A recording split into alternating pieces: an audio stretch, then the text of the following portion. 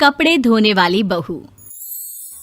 शादी के पहले से ही विभा को कपड़े धोने का बड़ा शौक था। कभी नल के नीचे तो कभी तालाब के पास। अरे मेरी नीली वाली लुंगी नहीं दिख रही है। विभा की अम्मा, कहाँ रखी है लुंगी? अरे वो तो विभा ने परसों ही धोकर रखी थी आपकी अलमारी में, देखो वहीं होगी। वो ना मैंने आज धो दी, मुझे लगा कि गंदी हो गई होगी। अरे कैसे गंदी हो गई थी? उसे तो मैंने पहना भी नहीं। हे भगवान, इस लड़की के कपड़े धोने की आदत से परेशान हो गया हूँ मैं।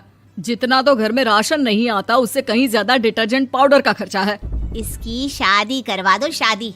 जाए अपने घर में ही करे काम, फिर चाहे घर के कपड़े धोने हो या पूरे गांव के। हाँ ठीक बोल रही हूँ, देखता हूँ मैं कोई लड़का। वो दिन भी आ जाता है जब विभा को देखने लड़के वाले आ जाते हैं। लड़की मुझे अच्छी लगी। होने वाली सास कहती है, बेटी अगर कुछ पूछना है तो पूछ लो। वैसे तो हमारी लड़की बहुत ही शर्मीली है, जो बोल दो वो मान लेती है, इसे क्या पूछना होगा। अरे कैसी बात कर रही हो माँ, मुझे इन लोगों के घर रहना है, सवाल तो कई है। हाँ हाँ बेटा, पूछ लो ना, क्या पूछना है। आप लोगों के घर कपड़े कौन धोता है? सास का मुंह बन जाता है। देखो, अगर तुम ये कहना चाहती हो कि तुम्हें कपड़े धोने नहीं आते तो सुन लो, कपड़े मैं ही धोती हूँ, लेकिन तुम्हारे आ जाने के बाद मैं रुमाल तक नहीं धोऊंगी। अरे चुप रहना भाग्यवान, बहू बेचारी घर आई नहीं, उसे डराना शुरू कर दिया। वो क्या है ना बिटिया, अभी तक तो ये कल्लू की माँ ही धोती थी, लेकिन अब तुम्हारे पापा तो दहेज में वॉशिंग मशीन देंगे ही। तभी विभा की माँ बोल पड़ती है, सवाल भी पूछा तो क्या। वैसे भाई साहब, मशीन की तो फिर भी कपड़े धोने की कैपेसिटी होती है। मतलब जो बिटिया दे रहे हैं ना विभा, इसे कपड़े धोने का बहुत शौक है। ये आप लोगों के क्या, आस पड़ोस गांव मोहल्ले सबके कपड़े धो दे और उफ तक ना करे। बाहर देखा नहीं आपने कितने कपड़े सूख रहे हैं? सब हमारी बिटिया ने ही तो धोए हैं। बस भी करो ना माँ, शर्म आ रही इतनी तारीफ सुनकर। और तो और एक दाग निकाल कर दिखाओ तो मान जाओ। हाँ अच्छा, माफ करना बेटा, मैंने गलत समझा। हमें तो रिश्ता बहुत पसंद है। और ऐसे जुड़ जाता है रिश्ता कपड़े धोने का शौक रखने वाली विभा का। उसकी शादी हो जाती है कोयला फैक्ट्री में काम करने वाले कल्लू के साथ। शादी के बाद अचानक विभा चिल्लाती हुई सास के पास आती है। सासू माँ, अरे सासू माँ कहाँ है आप? ये तो धोखा है, धोखा दिया आप लोगों ने मुझे। इसे ससुर के चक्कर के बारे में पता चल गया।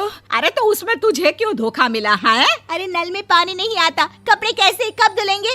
अच्छा, तू पानी नहीं आ रहा उसकी बात कर रही है। तो आपने क्या सोचा? कुछ नहीं। अच्छा, तेरी माँ ने कहा था कि कपड़े धोने का शौक है तुझे, याद आया मुझे।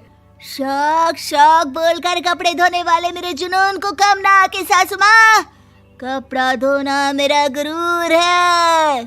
तभी पति भी वहाँ आ जाता है। अभी मैंने इसे सनी देओल की फिल्म दिखाई है, उसी के डायलॉग मार रही है माँ। अच्छा सुन, साफ बता रही हूँ, पानी सुबह 4 से 6 और शाम को 10 से 12 आता है, समझी?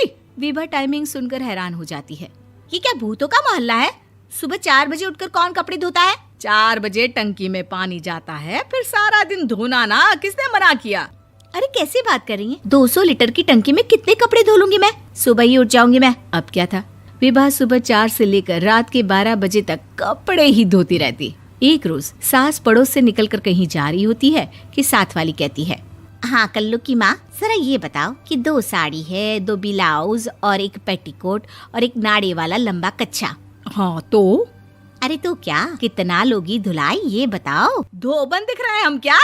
हमारे पति सरकारी नौकरी से अभी रिटायर हुए हैं और बेटा सुपरवाइजर है कोयला फैक्ट्री में। धोबन समझ रखा है हमें?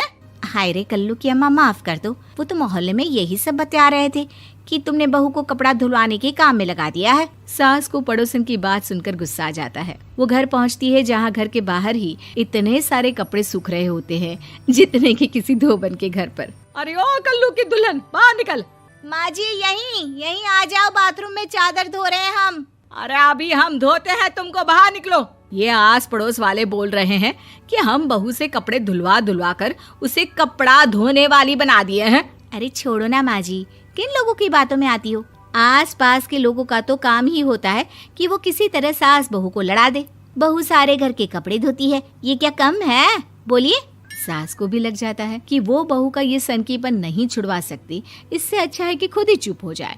एक रोज सास और बहू मंदिर जाते हैं, जहाँ सास की साड़ी वहाँ खड़ी भीख मांगने वाली से मिलती है। माँ जी क्या बात है, आपकी साड़ी उस भिखारन से कितनी मिल रही है ना? हाँ हाँ देखो तो, दोनों की साड़ी मिल रही है। क्या बात है कल्लू की अम्मा, तुम खुद को तो अफसर की बीवी बताती हो और ऐसी सिंपल सी प्लेन साड़ी पहनकर घूमती हो।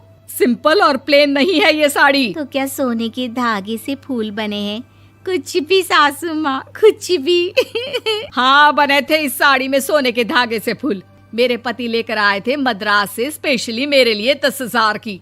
ताहे भाई साहब इस भिखारन के लिए भी सेम टू सेम साड़ी लेकर आए होंगे 10,000 की। सास उस वक्त तो कुछ नहीं कहती, लेकिन बहू के साथ घर आती है और अलमारी से एल्बम निकाल कर लाती है। ये साड़ी देख रही है, ये वही साड़ी है जिसे मैंने अभी पहना था। इस साड़ी में ये जो चमकदार फूल दिख रहे हैं ना, ये सोने के धागों से काटे गए हैं। लेकिन तू लोकल वॉशिंग मशीन ब्रश से घिस घिस कर सारे फूलों को निकाल कर साड़ी प्लेन कर दी। मुझे माफ कर दीजिए सासू माँ। और तो और, जब मैंने तुझे तेरी गलती के लिए कुछ नहीं कहा, लेकिन तूने तो सबके सामने मेरा मजाक ही बना दिया। क्यों? बहू को समझ में आ जाता है कि अब से उसका कपड़े धोना बंद।